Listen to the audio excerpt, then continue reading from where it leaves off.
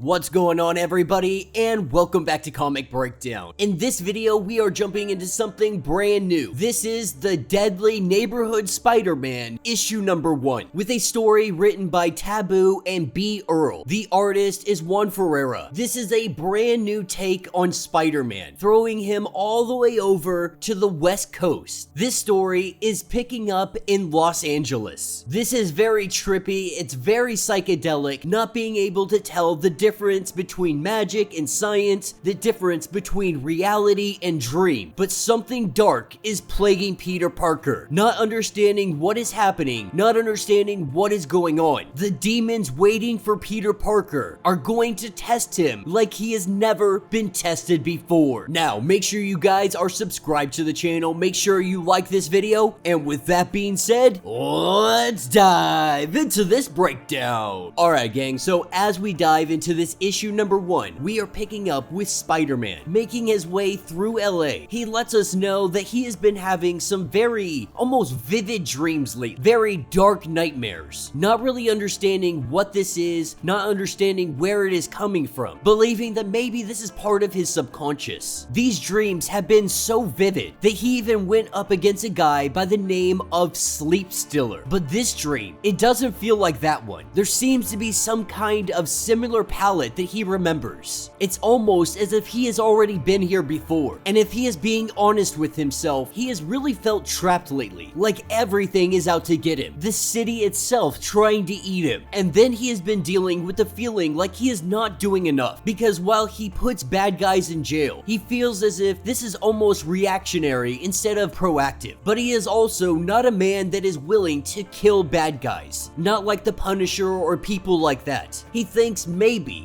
if he had held on to Venom, then there might have been a chance that he could be something like that. But all he knows is that he keeps messing up over and over again, that he is never doing enough, that he is always coming up short, and somebody is always getting hurt. It is really hard for him to keep a glass half full kind of perspective when he feels like such a failure. And that is why he is in California at the ESU Texonic Research Laboratory. He is working on a project, one that could isolate and destroy cells that have become sick using a frequency and water, and he has a research partner going by the name of Crystal. If their theories are correct, this could revolutionize modern medicine, combining their forces together, with her having the vision and the technology, with Peter Parker having the research and the experience. Right now, they are so close to discovering what they need. As the two of them sit here and discuss the process, the science, so on and so forth, he looks over and he sees the rock, saying that there is something familiar about it. Going over, picking this rock up, he tosses it into his bag, not really having the time to investigate what this rock is. He does notice that there is something different about it, but right now, he needs to take off. He is headed over to Santa Monica Pier. On his car ride over there, he investigates it just a little bit deeper, having some kind of old markings on it. It's almost as if it is telling a story, but he doesn't fully understand what it is. In the stop and go traffic of LA, this is giving him a kind of motion sickness while trying to examine the rock. So he puts it away for a later time. Getting up to the Santa Monica Pier, this is where he runs into Bird. Him and Bird have a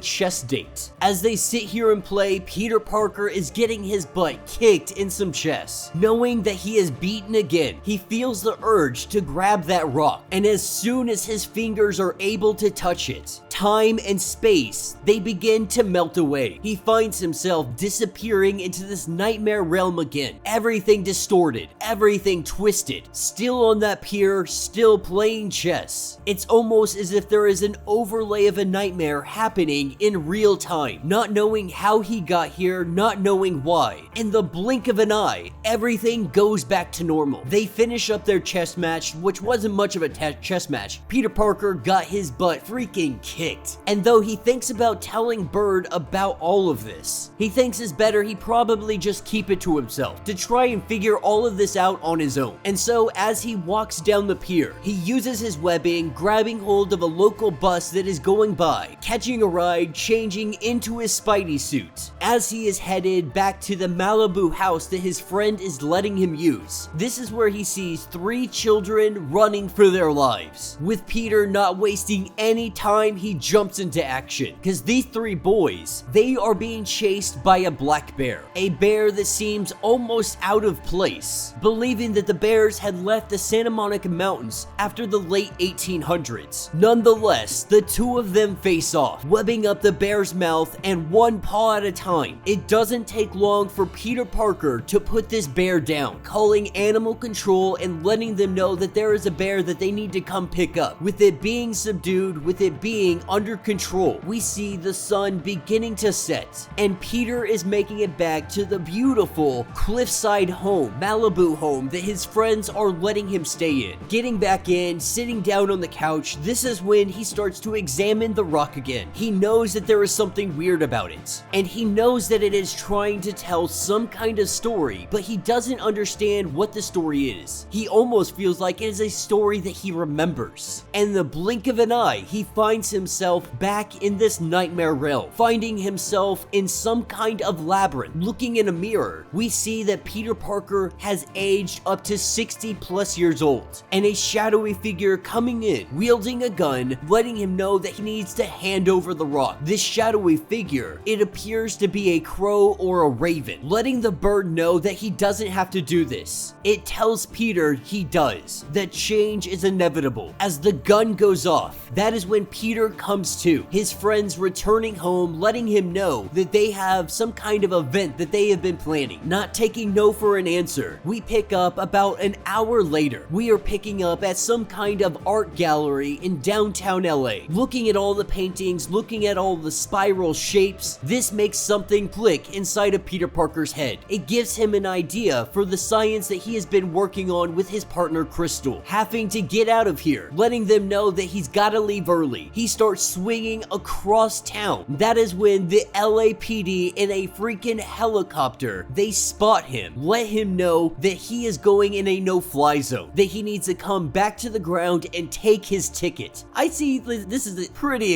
excessive. I don't know if this would actually happen in a world where superheroes are very common. Everybody knows exactly who Spider-Man is. But as he tries to make his getaway, he finds himself hiding out at the Rose Bowl, or at least what he believes to be the Rose Bowl, with 2 security guards coming up to him. They let him know that he's got to get out of here. But before he is able to leave, the 2 security guards, they merge into one giant monster. Now at this point, Peter, he's come to the understanding that this is probably a manifestation of his imagination. And so he hightails it out of here. He wastes absolutely no time swinging through the city. That is what lands him in front of a frog and a snail. Seeing these 2 things, seeing these 2 creatures stand before him, this makes him believe that this isn't necessarily his own imagination. He believes himself to have a better imagination than a frog and a snail. He's beginning to think that someone is messing with him. Someone is manipulating his mind. But webbing up these 2, he finds himself back at the campus, back at the research facility. This place is full of monsters. Not wasting any time, he blows past every single one of them. But this time, he is a little more ferocious with it, kicking through them, putting them down in the ground, getting his way all the way over to Crystal. And that is when he comes back to reality. Now, when he was running from the LAPD, he had made a phone call to Crystal. He remembers them having a conversation. She does not remember this conversation. In fact, she doesn't remember ever answering the phone. And so not really sure what is going on, they both had the same idea at the same exact time, believing that they may have figured out exactly how to put their research into action. They press the button. He says that he wouldn't have activated the signal if he knew what would happen next, but doing it in the name of science and for the cause of progress. When they press that button, a giant demon black bear appears in front of them. Some kind of supernatural bear. It looks like it is out for blood.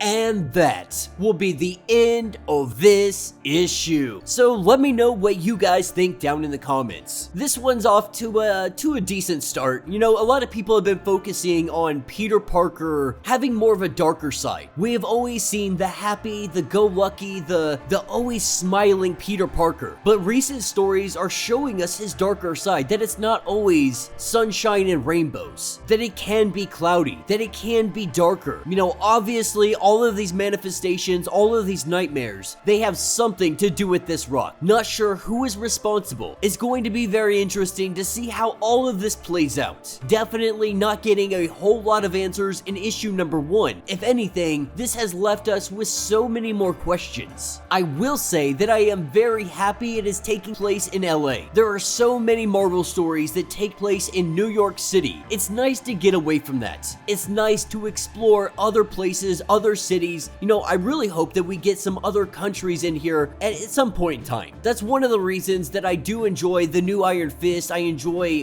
White Fox, things of that nature, because it takes us to South Korea, it takes us to Kunlun, it takes us all over the place. But this seems to be very promising. I'm very interested to see what direction they're gonna go. We will definitely be covering issue number 2, so let me know your thoughts. Let me know your theories. If you would like to get caught up on everything we have been covering lately with Spider-Man, be sure to check out the link in my description as well as the top of this video. It'll get you completely covered on everything going on with Peter Parker. If you would like to support the channel, you can always do so by joining the channel membership, much like Patreon, having 5 different tiers, from $1 to $50, from loyalty badges to getting free comics every single month. Not only does this help out the channel tremendously, but you are getting tons of perks in the process. Now, if you are unable to do that, do me a favor, subscribe to the channel, like this video, hit that notification bell, and with that being said, until the next breakdown.